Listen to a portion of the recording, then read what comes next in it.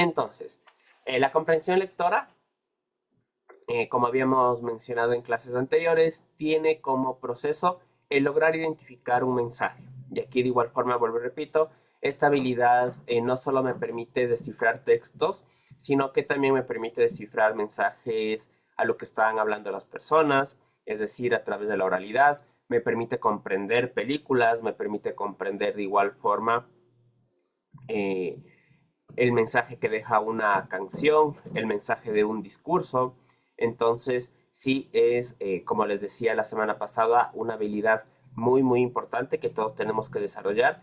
Primero, para poder generar una comunicación asertiva, sabernos comunicar con las demás personas de forma adecuada, para hacernos entender las ideas que queremos expresar. Y de igual forma, el evitar caer, por ejemplo, en estafas, que es muy común esto, el que las personas a través de la oralidad o a través de la labia, como normalmente se dice, nos puedan ir convenciendo e irnos básicamente embaucando, como les decía, para caer en algún tipo de estafa. Entonces, el primer nivel que tenemos es el nivel de comprensión literal, donde los textos se identifican básicamente de forma directa o explícita. Yo debo entenderlo todo tal cual, no hay lugar para interpretación. Esto puede ser por dos razones.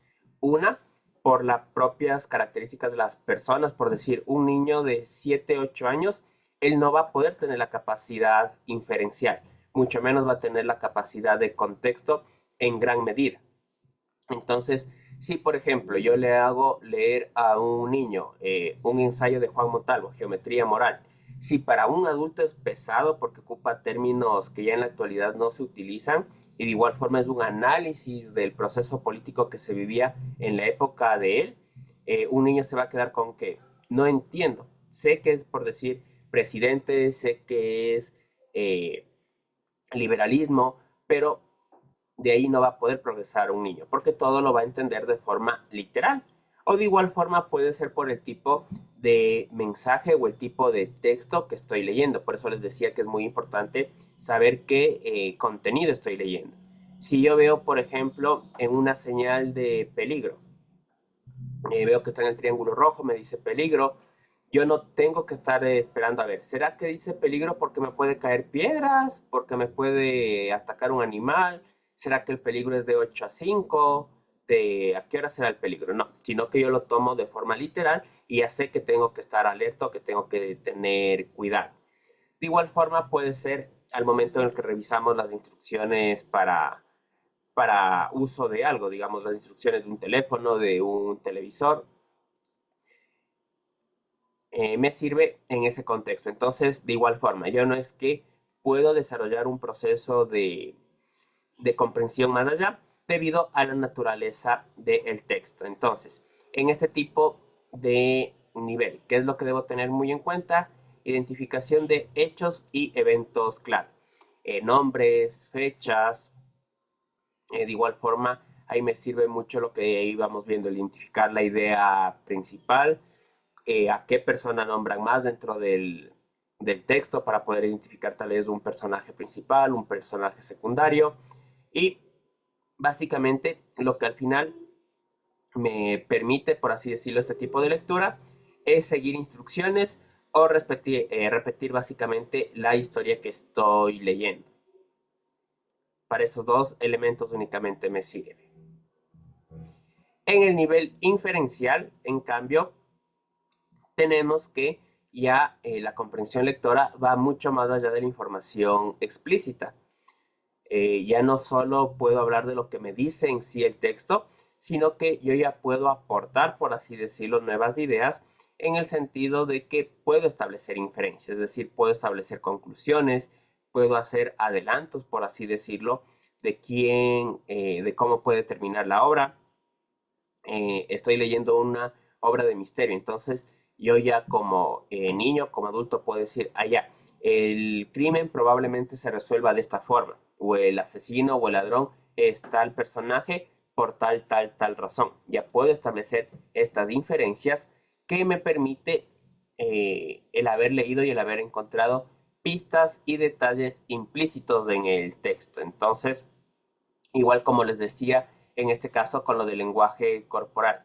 Si yo ya veo que un estudiante, por ejemplo, se sale constantemente de cámara, veo que los ojos están hinchados, que los ojos de igual forma están cristalinos, yo ya puedo decir, probablemente este estudiante está llorando, por eso se sale constantemente de cámara, probablemente le está pasando algo, entonces ya es una pista de alerta para mí. Entonces, estos detalles me permiten a mí generar inferencias. O puede ser que no haya sido nada de eso, simplemente estaba con gripe, yo no me di cuenta de ese detalle y la razón por la cual se salía de cámara era simplemente para limpiarse la nariz y nunca hubo ningún problema.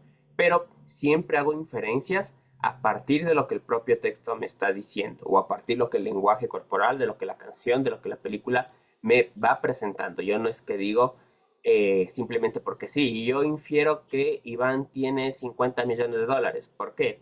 Porque sí. No, sino que yo lo hago en base a que voy viendo características o elementos que me permiten establecer eso. Entonces, para lograr eso, en literatura debo establecer motivaciones de los personajes. De igual forma dijese, o esto es lo que hacemos con las personas. Digamos, me cuentan algo malo que hizo un amigo. Entonces ahí lo que hacemos nosotros básicamente es preguntarnos, ¿será que esta persona puede hacer eso? ¿Será, digamos, si de un amigo me dicen, oye, ¿sabes qué? A él le cogió la policía robando.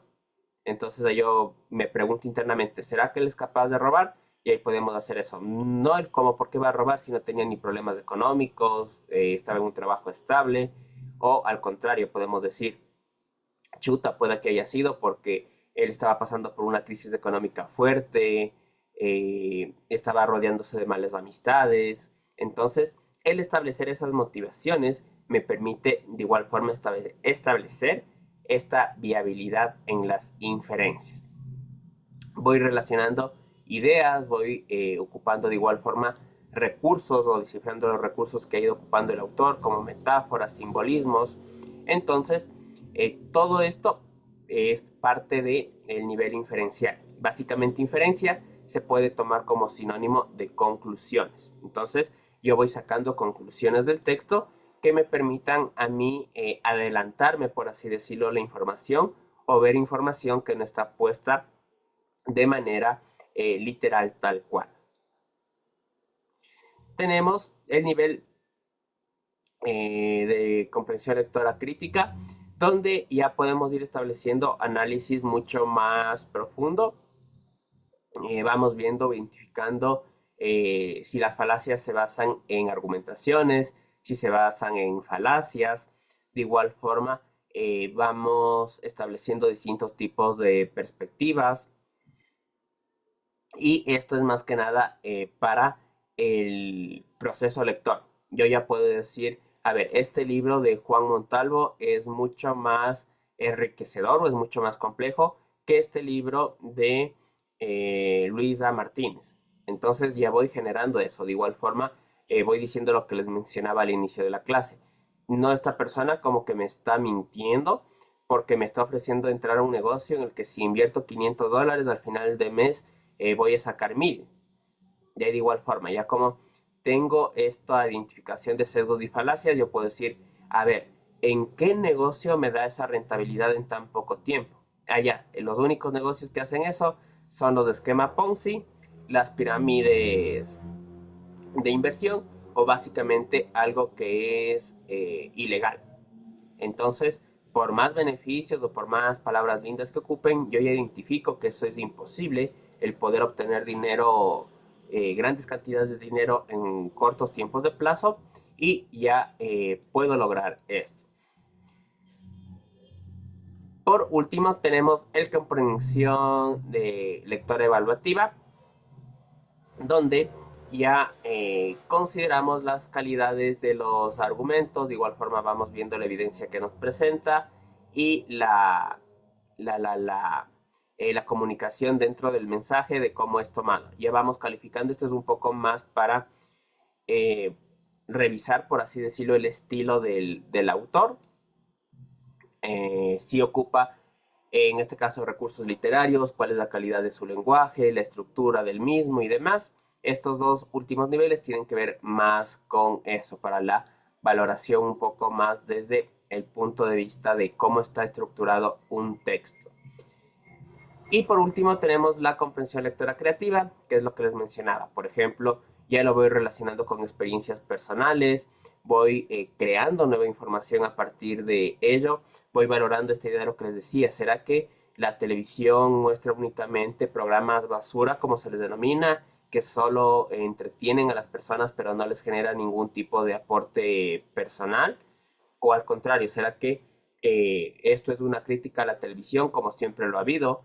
Porque de igual forma yo he conocido personas que han leído muchos libros, que tienen muchos títulos y lo único que han hecho es dañar a la sociedad. Y en cambio conozco personas que tal vez no leerán siempre, pero nunca han robado, nunca han asesinado, nunca han hecho daño a nadie. Entonces, ¿hasta qué punto puede ser verdad ese mensaje? Entonces, ya para ir cerrando, básicamente los niveles de comprensión lectora y la comprensión lectora en general es una habilidad transversal, como les decía, que necesita de constante ejercitamiento para que evitemos caer en algún tipo de estafa. De igual forma nos ayuda con el pensamiento crítico, igual lo que les decía la clase pasada, en este contexto de que estamos próximos a unas elecciones, nos permite tomar decisiones conscientes e informadas en ese sentido de que sea una comunicación mucho más efectiva. Entonces, eh, en este caso, vuelvo y pregunto, ¿alguien ya tiene muy en claro, por ejemplo, cuáles son las preguntas que nos van a poner en la consulta popular? O de igual forma, nos quedamos con la idea ya de Es hasta hablar. la primera vez en la vida que no he leído una pregunta. Ya, creo que todos estamos así, me incluyo sinceramente. Lo único que medio sé, que me han dicho conocidos, es que a X pregunta hay que votar tal cosa, pero de ahí sinceramente ni siquiera sé qué dirá. Una tiene que ver con el trabajo por horas. Entonces, dense cuenta, si ni siquiera sé qué voy a seleccionar o qué voy a Cristian, votar, ¿cómo lo y hago? una Dígame. pregunta. ¿Y esto de los trabajos por horas, usted cree que es factible? A ver, le diría, es que el problema de ahí es que las relaciones no son iguales.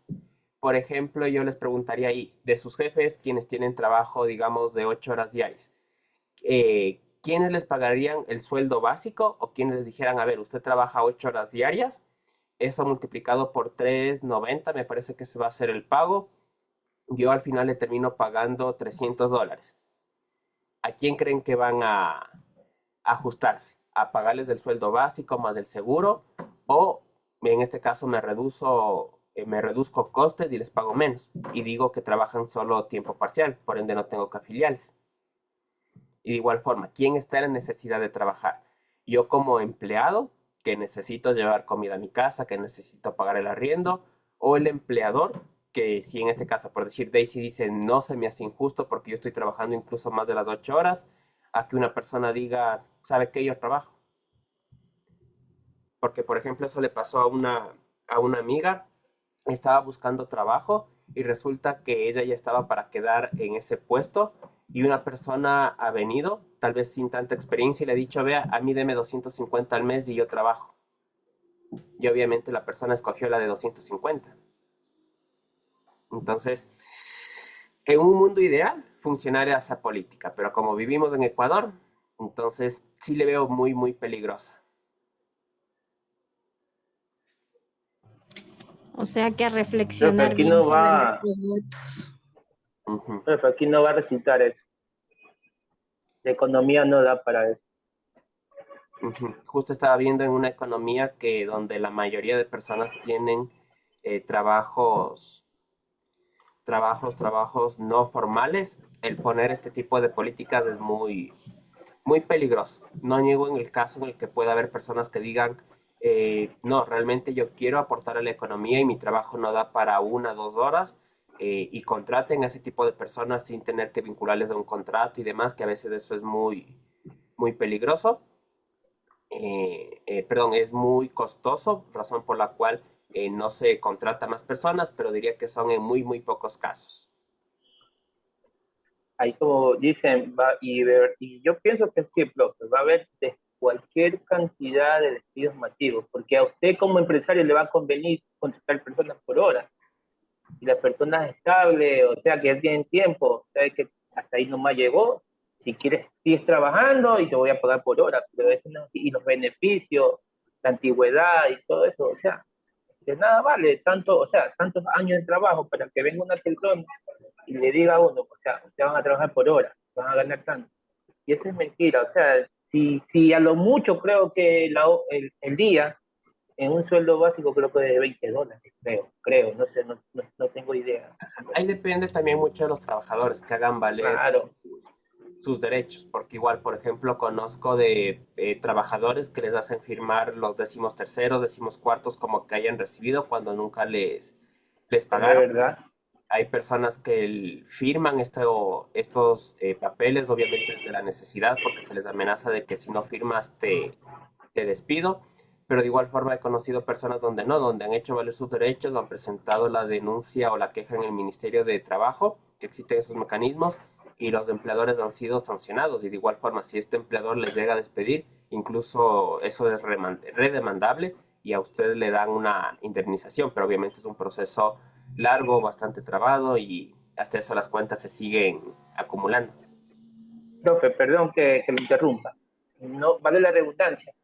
¿Se acuerda usted en el gobierno de Moreno que hubo una consulta también, un referéndum, sobre ahí en las preguntas nos metieron la mano, como se dice vulgarmente? ¿En qué sentido? Que hubo una pregunta que cuando el empleador esté en una necesidad que ya no puede sostener su empresa, sus empleados, llegará un momento que uno le dice hasta Dios, o sea, una emergencia, digamos, el COVID, lo que pasó en el COVID. Gente que trabajó años de años y se valieron de eso para acá, para despedir personas, despedir gente y sin dignizar, o sea, darle una liquidación, o sea, un tiempo de trabajo, lo que sea. Se valieron de eso, se lavaron las manos y te fuiste. Y no podías reclamarles a nadie. Y en esta consulta va a pasar lo mismo. Ajá, ahí por eso Eso no se puede creer. no les digo O sea, la gente no se acuerda, la gente no se acuerda. no les digo voten no, sino que la idea es de su informe, Claro, ya crea criterio de cada cual. infórmense bien para evitar este tipo de situaciones mismo, como les decía. Por ahí de igual forma, tengo casos de conocidos que no es que tenían las megas de empresas, eran empresas pequeñas o emprendimientos, que por ahí tal vez por esa noción, perdón, trató de generarse esta ley, porque obviamente en pandemia afectó absolutamente a todos. Negocios que tenían ventas, por decir, cerraron, y aparte de que quebraron porque se quedaron muchas veces con mercadería y demás, tenían que pagar a los empleados de indemnizaciones y demás, entonces tuvieron deudas muy, muy altas, pero como muy bien decía Douglas, realmente las personas que pasó eso fueron muy mínimos los casos. Lo que realmente pasaba es que las empresas se beneficiaban de esto y básicamente despedían a Se mucho, lavaron las manos, profe. mucho personal, ajá. Así Por que eso que hoy en día es rara la persona que llegue 20 años en una empresa, de corrido. ¿Por qué? Porque si tú pasas, perdón, si uno pasa a partir de 21 años, ya de ley, esa persona ya tiene que estar ganando, o sea, ya tiene ganada su jubilación patronal. Pero a las empresas no le Por interesa eso, que tenga las personas trabajo estable. por eso hoy en día la mayoría de las empresas llegan a un cierto tiempo y los despiden. Por eso, es porque no quieren que tú tengas una estabilidad laboral. Porque si sabes que tú tienes una estabilidad laboral, tienes muchos beneficios a futuro.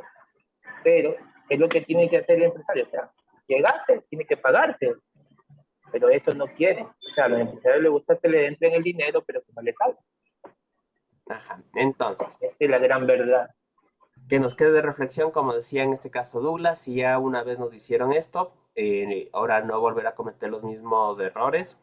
Lo que les decía, esta habilidad es bastante importante en la vida, entonces, eh, dentro del tiempo que tenemos entre semana, tratemos de investigar, si no es leyendo, busquemos videos en YouTube, videos obviamente que sean objetivos, que no sean parcializados ni a favor del gobierno ni completamente en contra del gobierno, sino que tratemos de llegar a una verdad, a un consenso, como para poder decir, si esta opción o este número de preguntas sí nos beneficia, o tal vez lo